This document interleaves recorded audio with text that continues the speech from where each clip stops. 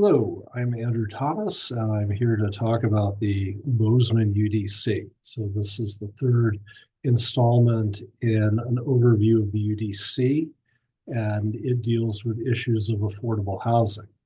As I've mentioned before, this is an overview. If you have any questions or comments, feel free to reach out to me at businesslawpolicyanalysis@gmail.com, and I would be happy to discuss any of the details of anything I discuss in this presentation or any other related matter.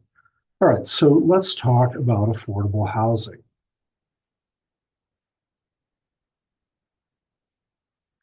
So affordable housing obviously is a very hot topic. Housing in general in the United States in 2025 is not affordable to most people. The general metric used to measure affordable housing is, or housing affordability, is the Case-Shiller index. So housing is affordable if the house price is less than 3 times, but preferably 2 times total family income. So for example, if you have a family making $50,000 a year, ideal affordability would be a $100,000 house. Expensive would be a $150,000 house. From this, we derive what is known as a median multiple. So affordable median multiple is 2 to 3. Expensive is 4 or 5. Inexpensive is anything above 5. So currently, when you look at Bozeman, median house prices for multifamily units are $500,000 or $600,000. Single family units, they're almost $1 million. You do the math, you have to have a family minimally earning well into the 6 figures to afford any type of housing in Bozeman, and minimally making north of $300,000 a year to afford a somewhat desirable single family house. Bozeman is highly unaffordable. So Case-Shiller is a general index of affordability in a competitive market. Affordable housing refers to often public programs directed at subsidizing or building subsidized housing for low-income people who, under their own financing, could never realistically afford housing. So housing affordability is market. Affordable housing is housing that results from government policy. Realistically, both issues are of concern and both issues need to be dealt with. Conceptually, there is no way to not have a market for private housing. We live in a free market-based society. People should be able to live where they choose and own their house or rent at a certain rate. Obviously, this is pervasive in the developed world. We don't live in the Soviet Union.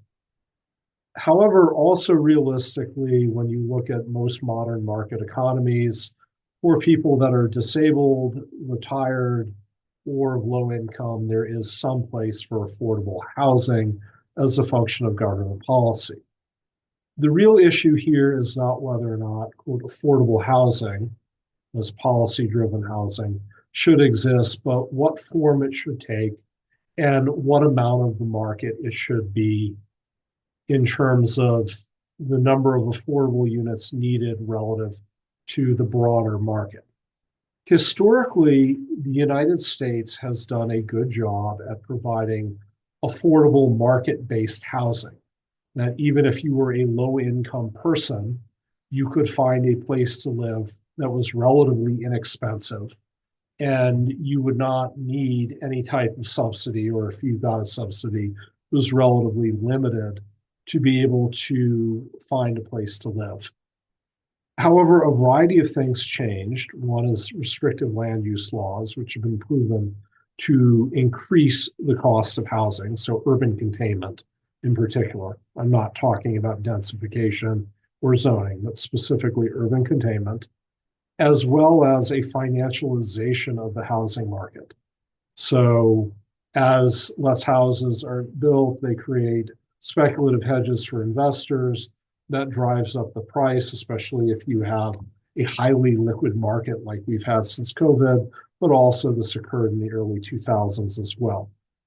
So housing affordability has gone down, and that means that a lot of people have not been able to afford housing of those traditional poor and disadvantaged groups, but also middle, if not upper middle class people in many areas. So this is again a hot topic. Generally speaking, in terms of policy, the best way to address issues of housing affordability is to create more market rate housing before you contemplate programs directed at housing people who cannot afford it or who are homeless. Let the market work and then correct for whatever market failures or externalities after you've given the housing market an opportunity to function. The UDC does not contemplate this. And as I've mentioned before, the UDC is fixated on forcing density, which is expensive, and other arbitrary goals. Where the UDC does address issues of affordable housing is by creating requirements that new developments subsidize affordable housing as a function of the permitting process. Additionally, those requirements, which are complemented by federal law, have expiration dates. So there are a couple of problems with this. One, the requirements for affordable housing add an additional cost to market rate housing. So if you have a subdivision and there is a requirement that 10% of the housing be affordable, so 10 units out of 100, the cost of those affordable units will now be distributed over the other 90 market rate housing units. This increases cost. The other feature of this is there's an expiration date. So the builder can get low-income housing tax credits, can subsidize their development if it's, let's say, an apartment complex. But then after 30 years, all those affordable housing units become market rate, and whatever benefit was garnered from them is now dissolved. This is a highly inefficient and problematic approach to addressing the market issue of housing affordability, but also affordable housing programs that are promulgated by the government and not-for-profits. So these are some of the standards about what is defined as affordable housing in the UDC. And again, this is highly problematic for a variety of reasons. So there are also incentives that governments provide to incentivize the development of affordable housing. So either monetary incentives, but also regulatory incentives that waive certain planning requirements for affordable housing developments. Realistically, some of the procedural aspects of the permitting process admittedly are expensive. However, waiving other requirements only creates other problems, which then represent an economic externality that is absorbed by the community and also does not really create desirable housing for the people that have to live in those affordable housing developments. And arguably, when you look at Bozeman, are completely unnecessary to begin with. So some of the incentives, abolishing minimum lot sizes, again, packing people into density. Also a waiver of parking requirements for off-street parking, again, highly unrealistic.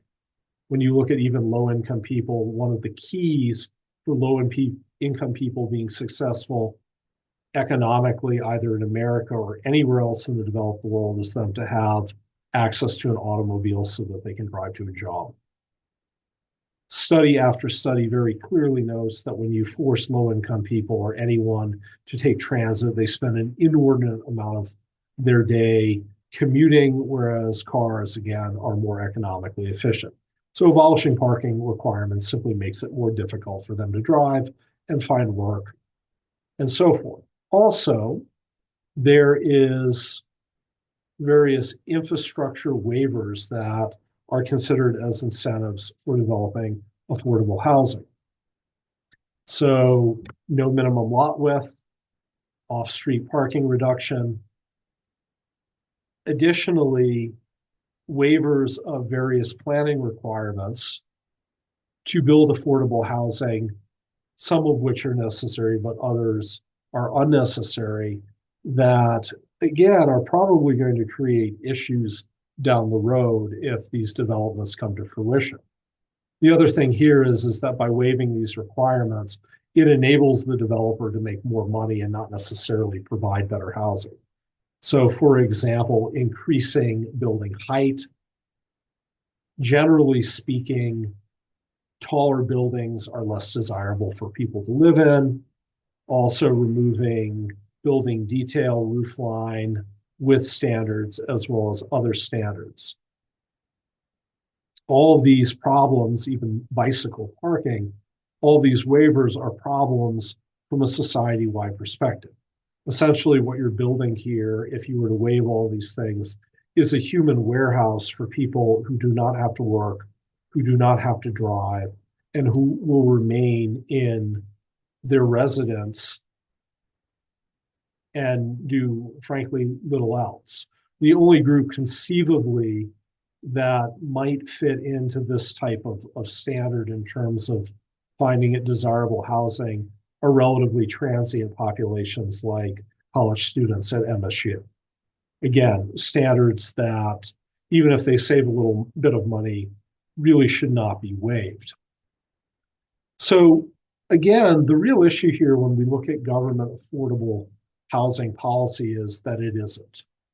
So when we step back and look at the broad political economy of land use policy, affordable housing, housing policy, real estate, and so forth, what we find is that affordable housing, especially given what's going on in the broader economy, has become somewhat of an opportunistic rent, either for government officials, but also for not-for-profits, as well as real estate developers and investors, to take legitimate public concern over the affordability of either market rate or affordable housing for disadvantaged people and turn it into a venture that they can profit from and either create a perpetual bureaucracy to make money off of or to enhance the profits from their investment.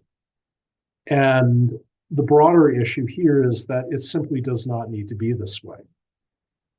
We can, for example, find a situation where there is plenty of market rate housing that is desirable that people want to live in, but we can also create developments via government policy to help those that need housing assistance and help getting them off the street.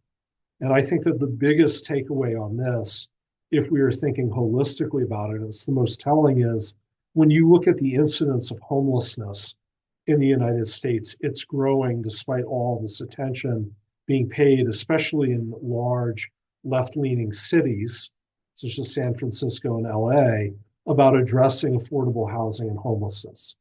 And ultimately, the human toll of this is absolutely disastrous, it is inhumane.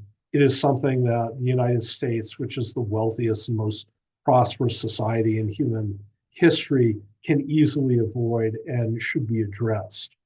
So the real drivers of unaffordability, again, are the availability of land and regulatory burden.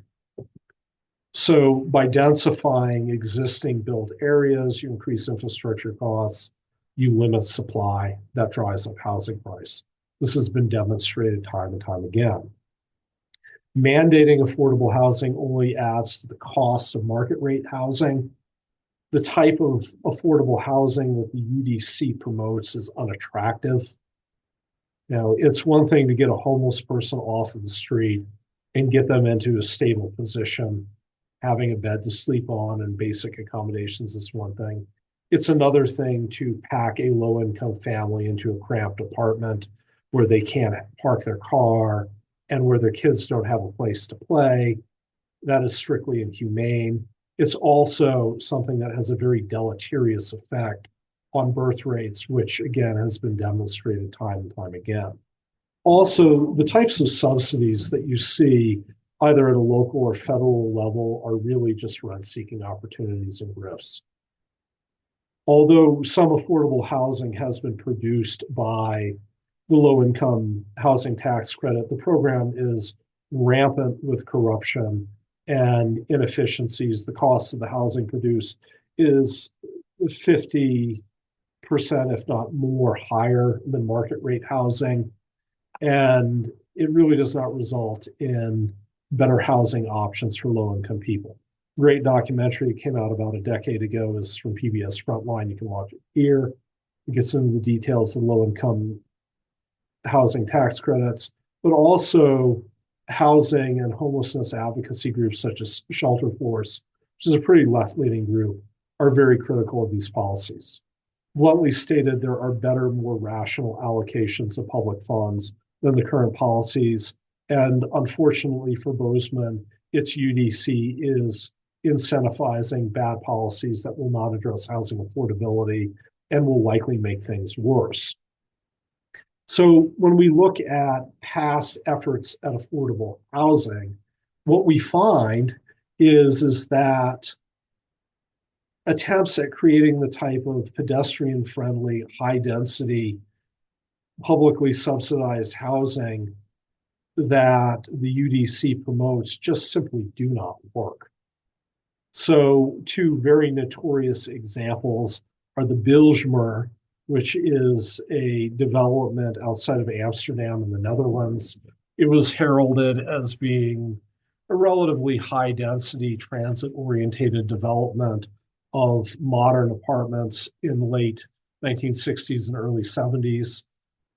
If you watch this video on YouTube, it summarizes what happened, which is very predictable in that the people that were intended to live there ended up leaving the first chance they got, and various criminal elements and other marginalized groups came in, and the overall result was high rates of crime, dysfunction, and undesirable living spaces.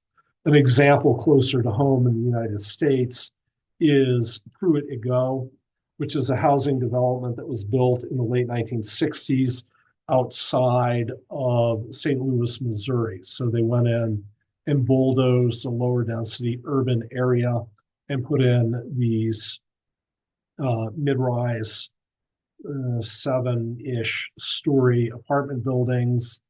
As you can see, there's at least a little bit of play space for kids, but not much parking. Doesn't particularly integrate well into the community. And these things became an absolute decrepit haven for crime and dysfunction. They were mostly abandoned by the late 1970s and were ultimately demolished. And an interesting, albeit somewhat artistic, commentary on this is there is a scene from the art film Koyaanisqatsi, which features Pruitt-Igoe prior to its demolition, but also notes the demolition of it. And really what we can take away from this type of forced density, but also not considering amenities and integration in affordable housing is it is anti-human. And by forcing people into this type of housing, it degrades them, it removes opportunities and dignity that they might otherwise have, and it creates, frankly, more problems than it solves. And that if we are to have rational, affordable housing policy, we have to consider the livability of these projects. And the best way to do that is by creating affordable market rate housing. But also, if we do have affordable housing developments, we have them built to a human scale and contemplate the realistic needs of residents. So a good example of affordable housing policy that somewhat works is found in Vienna, Austria. So there's a lot of what's known as social housing there. But the key features of that is that the people that live there have some incidence of ownership. The housing is attractive, it integrates in the community. The type of housing projects promoted by the UDC or incentivized simply aren't reflective of that. So another example of what happens with affordable housing, and especially the type of dense affordable housing promoted by the UDC, is exemplified by the Soviet era housing experiment in East Germany known as Halle Neustadt. So Halle Neustadt was built as a transit orientated, obviously high density development in the East German city of Halle Neustadt. It was heralded by Western planners, so not by the Soviets, but by people in the West as the ideal communist city. They even wrote a book about it. So the story of Halle Neustadt, much like Pruitt to Go and the Bilgemer, is very telling because what you find is that the second people can get out of this type of housing situation, they do. So this is Halle Neustadt after it was built. Now, when the USSR dissolved and East Germany reunified with West Germany, local officials came in and they decided that most of these buildings at that point were abandoned, that they should be knocked down or inhabited by immigrants who were working in the factories, that other housing policies needed to be adopted. So if we look at a satellite map of Halle Neustadt, this area here is the ideal communist city. But if we zoom into this area, which is a more recent development, it really shows these processes at work. And what we find in that area is relatively large by any standard, single family housing. There's some duplexes, there's one apartment building, but definitely low density housing that does not conform to the UDC's definition of affordable housing or density. So even in post-Soviet East Germany, this is the type of housing people find desirable. And the key here from the perspective of sound public policy is if you know that people are going to tend to this, it's better to plan for this. It's better to create affordable housing, either market rate or subsidized, to get people into housing that they actually want to live in, that they'll stay in, and that they'll contribute to their communities in, rather than to force them into something that they deem undesirable. So the real affordable housing looks something like this. So Levittown is one of the first large-scale suburban developments about an hour outside of New York City. It was started in the post-World War boom. And the Levitt brothers pioneered an efficient style of modest single-family houses that could be put up quickly and in a cost-effective way. They look a little bit cookie cutter when they were installed, but as you can see later on, people stayed there, they invested in their community, they made the houses their own, and they can live a happy, modest life. And this really is what affordable housing should look like.